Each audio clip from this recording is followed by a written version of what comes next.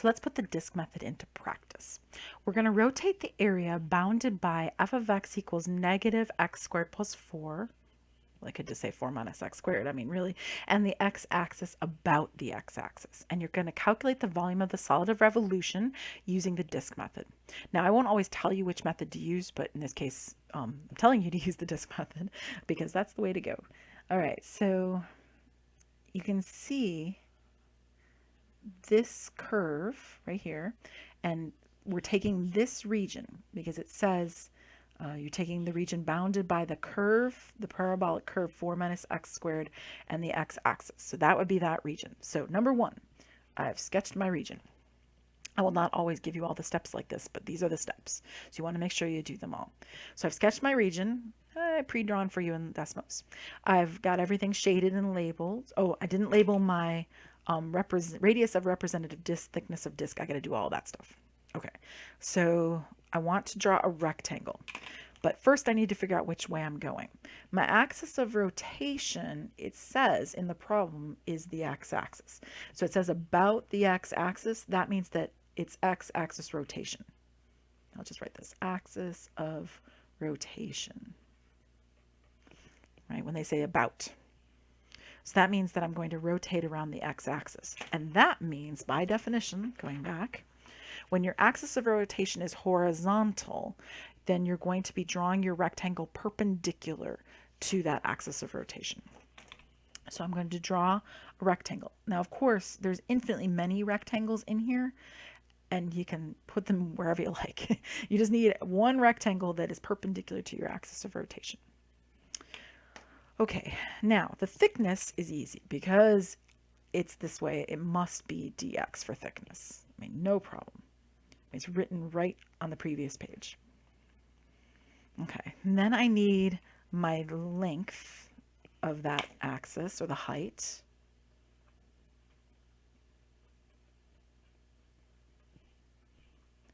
Well, that would be r of x, right? It would be from 0 up to that curve, but that curve would be 4 minus x squared. Well, that's easy. That was done. All right, so I've got my labeled my radius. I have labeled my radius of rotation, which is r of x. So this is the radius of rotation, or the radius of your disk, same thing, right? So your radius of rotation. I've got my thickness labeled right there. I've got my radius of rotation labeled. I need the boundaries of the areas upon which that I'm supposed to rotate this. So I need those boundaries. All right, so I'm going to need to know the values over here on the left and over here on the right. All right, well, let's see here. Actually, I think I'm going to go with pink here. I'm going to change my color choices here. All right, because I need to know that value there and that value there. Now, we can tell what these are on Desmos. I mean, I can graph the dang thing. So we can use Desmos and we can tell that it's -2 and +2. If you want to find the limits analytically, limits/boundaries analytically, which you do not have to do because it didn't ask you to, but if you want to. I'm a math teacher. It's the kind of thing I like to do for fun. I need a better life, I know. I'd be setting f of x, which is 4 minus x squared equal to 0. So that means 4 equals x squared, which means x is equal to plus or minus the square root of 4, which means it's plus or minus 2. Lo and behold, it's exactly the values that we found with Desmos, right? So, or use Desmos, or use Desmos. Especially if they work out to be something nice and easy like plus or minus 2, Desmos is great. If it's decimals, then you're in trouble. Decimals, you'll have to use analytic methods, right? If it's something that doesn't work out nicely. So you can use Desmos if whole numbers, right? If their whole numbers are simple decimals. But if they're complicated, then you'll have to use analytic methods. I'll just make a note. Oops, simple decimals. I ran out of room for that. Decimals. There we go. All right, so great. That means that I'm ready to go. I've got my radius of rotation as a function of one variable done. That was actually given to me. They gave me the radius of rotation right away. So the radius of rotation was r of x, which was 4 minus x squared. I actually did that step as well as labeling the radius all at the same time right here. I found the boundaries, so that's done. I found the radius of rotation, that's done, and I did the whole thing. So now I'm going to use the disk method to find the volume. Okay, so, oh, and if I want to label my parts, this is part C. This part right here is part B. Kind of the whole thing is part A, to be perfectly honest. So A is kind of at the start. It's the graph and all of that jazz. And then now finally part D, the volume. Okay, volume is equal to, okay, let's see if I can remember this off the top of my head. You're going to go from A to B. It's pi r of x squared dx.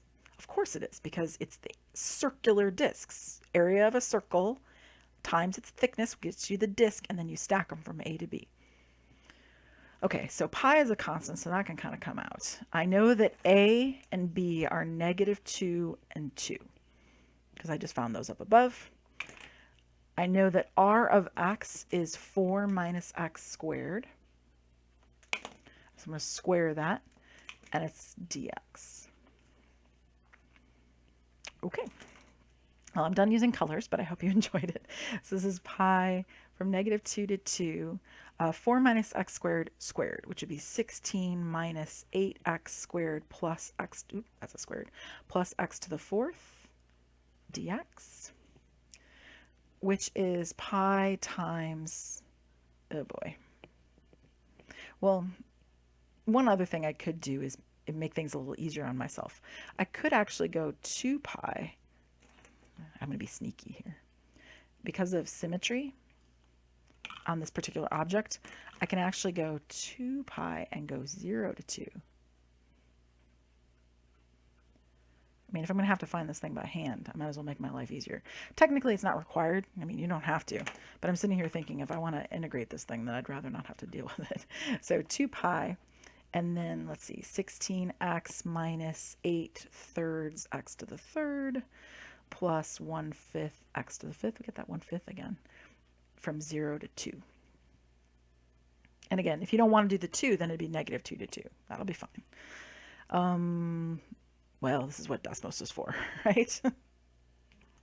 Poof, and there it is in Desmos. So just to prove to you it works. This is the original integral, and then this is the one that I used with symmetry.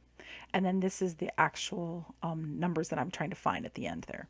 Now, if you want to work this out in without the decimal part, you can take the pi out of it, and you'll find out what it is. It's 512 over 15, and you just apply that by pi.